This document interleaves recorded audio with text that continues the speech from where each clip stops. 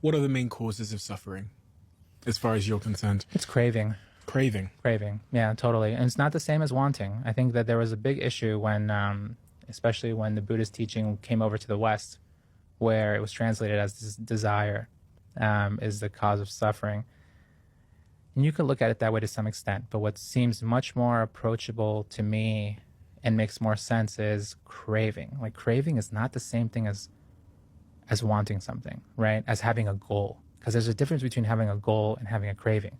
You can have a goal and put your mind to it, put a lot of work in, but then the moment that you don't get what you want, and you're like, okay, it's okay. You know, let me go back to the drawing board. Let me re-strategize. Let me figure out how to do this better than before. And you do all that without crying, without being super upset, without punching the wall. You keep diligently working and moving forward.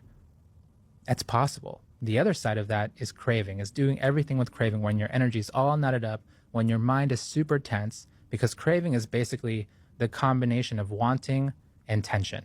Like you're really craving something bad, and you're sort of the mind is rippled with stress in the moment of craving something, and in the moment of, like, even worse when you don't get it, when you don't get what you were really striving for.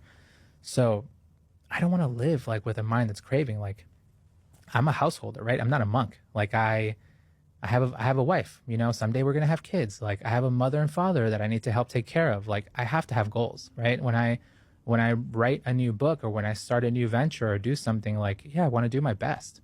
But I try to do that as calmly and as balanced as possible without stressing myself out that much in the process. I'm not perfect at it, but to me, it seems like a much more effective way to live than just like making myself stress all the time. How do I know if I'm craving a goal that I have in my life, or if I just, it's just a goal? It's the moment when you don't get it. It's the moment that, you know, if you don't get what you were craving and you're super stressed out and it just makes you so upset, then you're like crying and, you know, you were craving. You can even feel that tension in your mind. You're like, you're wanting that ice cream so bad. Do you think people that crave achieve more professionally?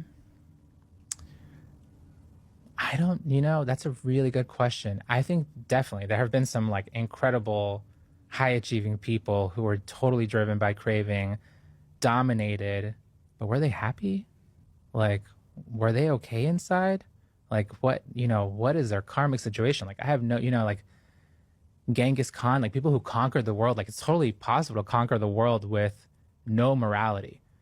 But I wouldn't want to live like that. Like to me, it's like I'd rather be super intentional and aware of how I'm moving about in the world so that I don't cause myself harm or other people harm. Like that's my thing now. It's like compassion's really powerful. Like you can create businesses in a compassionate manner and still be super successful. Like you can do the work that you want to do in a compassionate manner and be a high achiever.